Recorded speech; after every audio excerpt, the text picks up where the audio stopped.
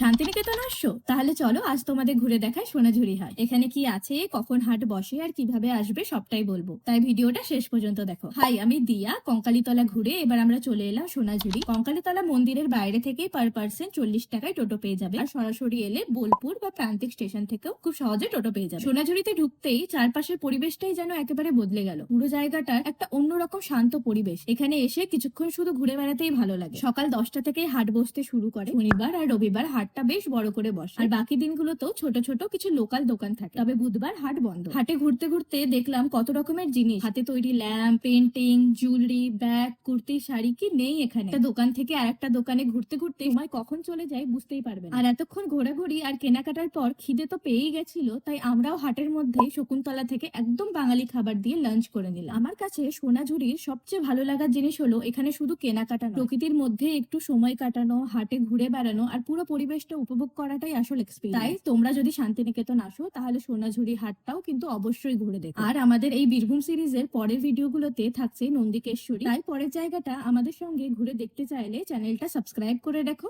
দেখা হবে পরের ভিডিওতে।